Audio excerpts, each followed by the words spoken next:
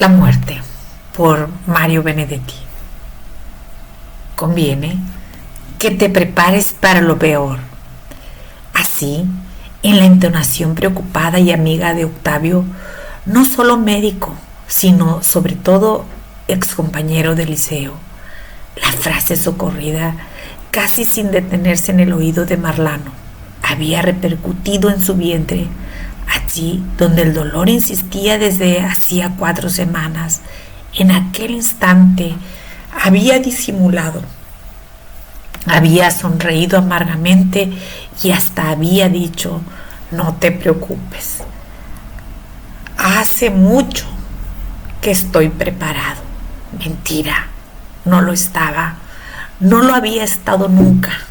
Cuando le había pedido encarecidamente a Octavio que, en mérito de su antigua amistad, te juro que yo sería capaz de hacer lo mismo contigo, le dijera el diagnóstico verdadero, lo había hecho con la secreta esperanza de que el viejo camarada le dijera la verdad, sí, pero que esa verdad fuera su salvación y no su condena.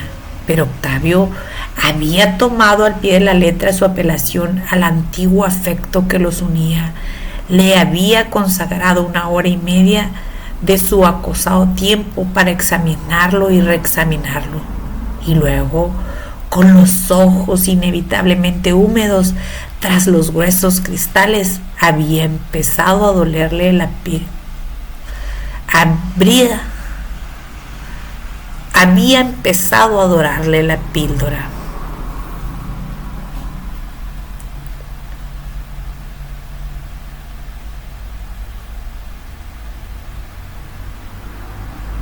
Es imposible decirte desde ya de qué se trata.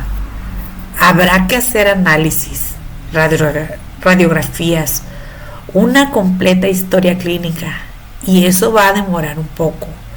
Lo único que podría decirte es que de este primer examen no saco una buena impresión. Te descuidaste mucho.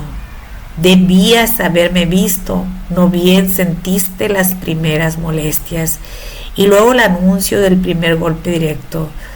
Ya que me pedís, en nombre de nuestra amistad, que sea estrictamente sincero contigo, te diría que por las dudas. Y se había detenido, se había quitado los anteojos y los había limpiado con el borde de la túnica, un gesto escasamente profiláctico. Había alcanzado a pensar Marlano en medio de su desgarradora expectativa. ¿Por las dudas qué?, preguntó, tratando de que el tono fuera sobrio, casi indiferente, y ahí se desplomó el cielo. Conviene que te prepares para lo peor. De eso hacía 9 días. Después vino la serie de análisis, radiografías, etc. Había aguantado los pinchazos y las propias desnudeces con una entereza de la que no se creía capaz. En una sola ocasión, cuando volvió a casa y se encontró solo, Agueda había salido con los chicos. Su padre estaba en el interior. Había perdido todo dominio de sí mismo y allí, de pie frente a la ventana abierta de par en par, en un estudio inundado por el más espléndido sol de otoño, había llorado como una criatura, sin molestarse siquiera por enjuagar sus lágrimas. Esperanza, esperanzas, hay esperanza, hay esperanza. Unas veces en singular y otras en plural. Octavio se lo había repetido de 100 modos distintos, con sonrisas, con bromas, con piedad, con palmadas amistosas, con semiabrazos, con recuerdos del liceo, con saludos a Agueda, con ceño escéptico, con ojos entornados, con tics nerviosos, con preguntas sobre los chicos.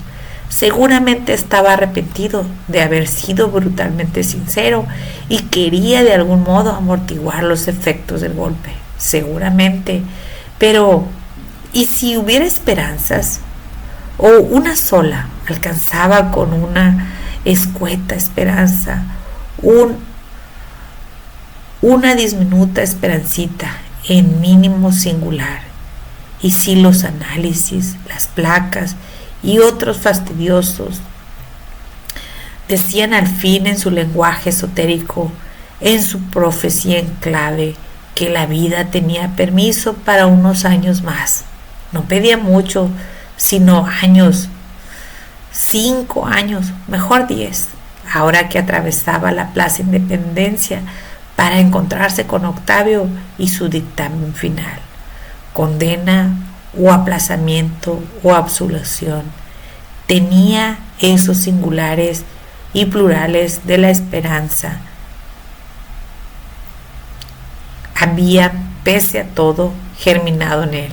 Quizá ello se debía a que el dolor había disminuido considerablemente, aunque no se le ocultaba que acaso tuvieran algo que ver con ese alivio las pastillas recetadas por Octavio e ingeridas puntualmente por él.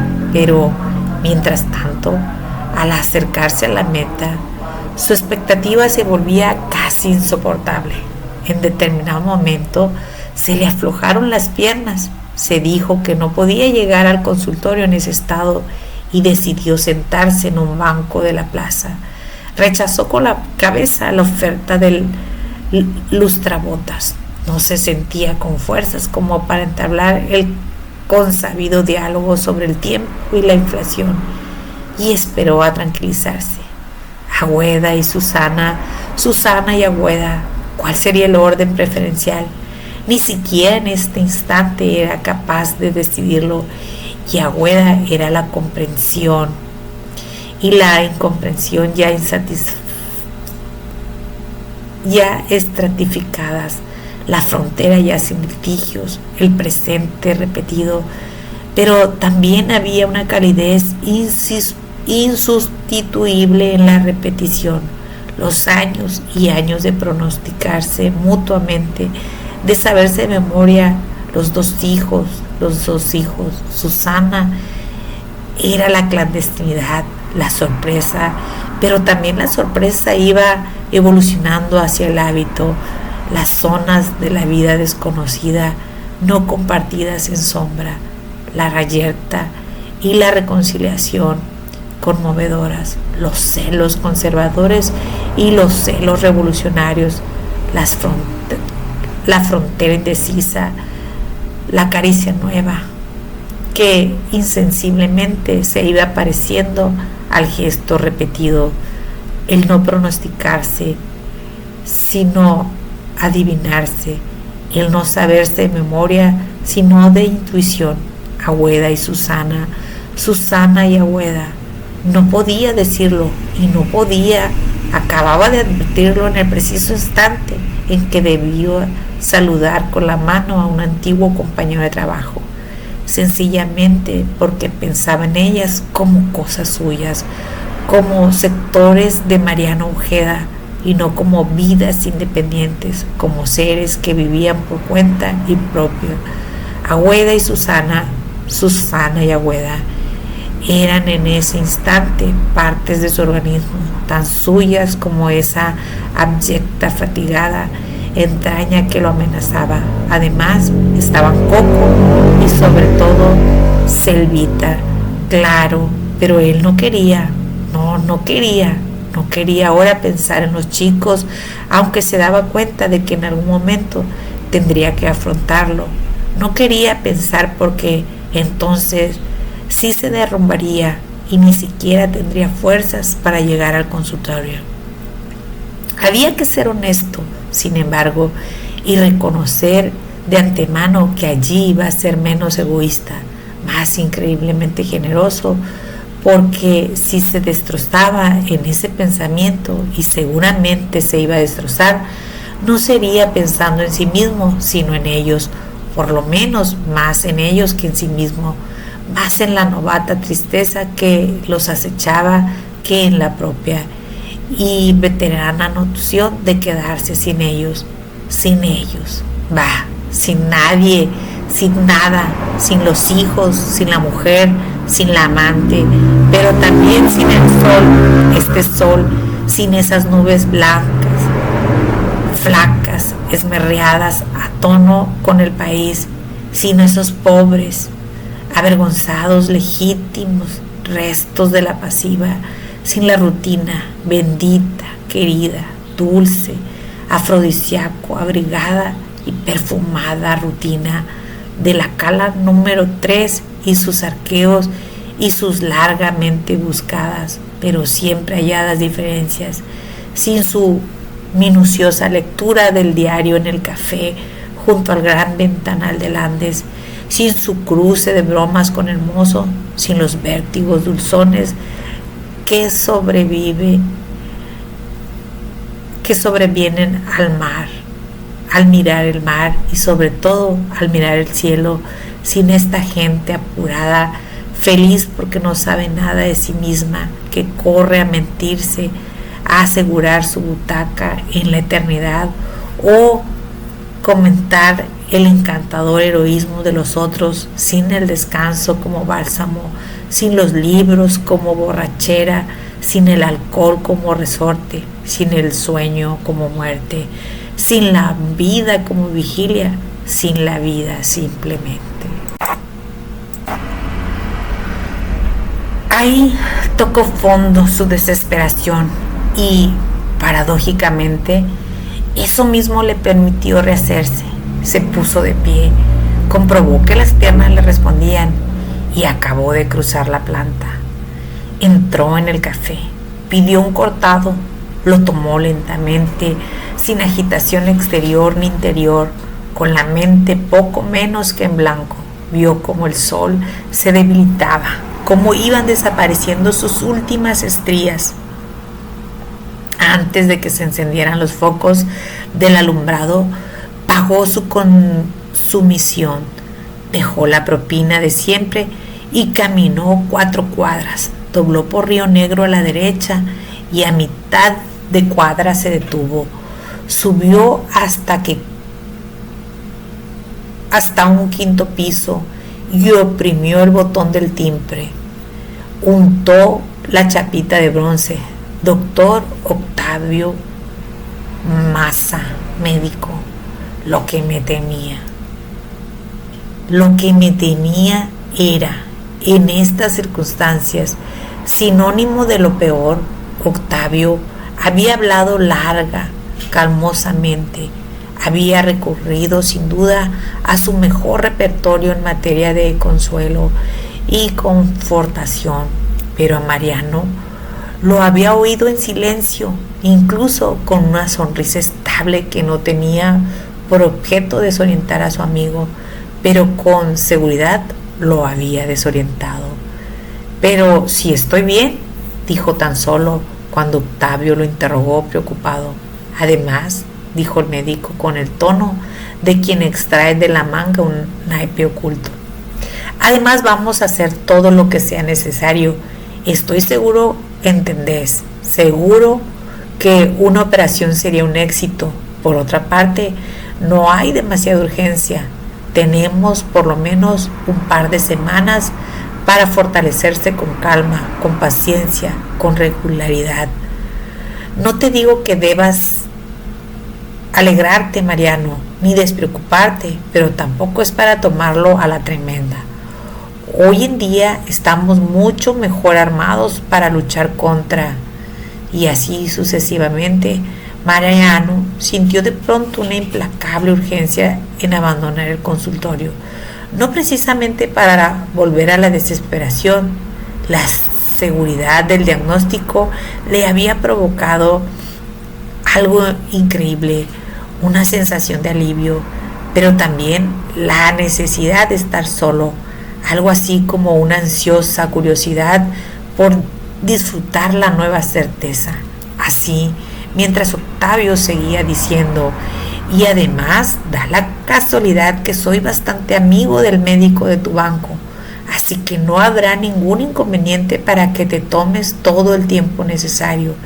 Y Mariano sonreía, y no era la suya una sonrisa amarga, resentida, sino por primera vez en muchos días, de algún modo, satisfecha, conforme. Desde que salió del ascensor y vio nuevamente la calle, se enfrentó a un estado de ánimo que le pareció una revelación. Era de noche, claro, pero ¿por qué las luces quedaban tan lejos? ¿Por qué no entendía ni quería entender la leyenda móvil del letrero luminoso que estaba frente a él? La calle era un gran canal, sí, pero ¿por qué esas figuras que pasaban a medio metro de su mano eran, sin embargo, imágenes desprendidas, como percibidas en un film que tuviera color, pero en cambio se beneficiara, porque en realidad era una mejora, con una banda sonora sin ajuste, en la que cada ruido llegaba a él como a través de infinitos intermediarios, hasta dejar que en sus oídos solo un amortiguado eco de otros ecos amortiguados. La calle era un canal cada vez más ancho, de acuerdo, pero ¿por qué las casas de enfrente se empequeñecían hasta abandonarlo, hasta dejarlo enclaustrado en su estupefacción?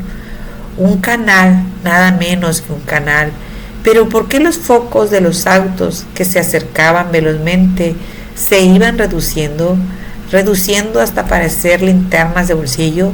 Tuvo la sensación de que la baldosa que pisaba se convertía de pronto en una isla, una baldosa leprosa que era higiénicamente discriminada por las baldosas saludables. Tuvo la sensación de que los objetos se apartaban locamente de él, pero sin admitir que se apartaban. Una fuga hipócrita, eso mismo. ¿Cómo no se había dado cuenta antes? De todos modos, aquella vertiginosa huida de las cosas y de los seres, del cielo, del suelo y del cielo, le daba una suerte de poder. ¿Y esto podía ser la muerte? Nada más que esto, pensó con inesperada avidez. Sin embargo, estaba vivo. Ni Agüeda, ni Susana, ni Coco, ni Silvita, ni Octavio, ni su padre en el interior, ni la caja número 3. Solo ese foco de luz enorme, es decir, enorme al principio, que venía quién sabe de dónde, no tan enorme desde que valía la pena dejar la isla baldosa, más chico luego valía la pena afrontarlo, todo en medio de la calle, pequeño, más pequeño, sí, insignificante, aquí mismo. No importa que los demás huyan, si el foquito se acerca alejándose. Aquí mismo, la linterna, la luciérnaga, cada vez más lejos y más cerca, a 10 kilómetros y también a 10 centímetros, de unos ojos que nunca más habrán de encandilarse. ¿Qué tal con Mario Benedetti, su forma de expresar un último aliento de un ser? Ahora sí que al observar la luz, ¿no? La luz de un faro, después de un foco, después de la lámpara de la calle, después de una linterna y al final de una luciérnaga.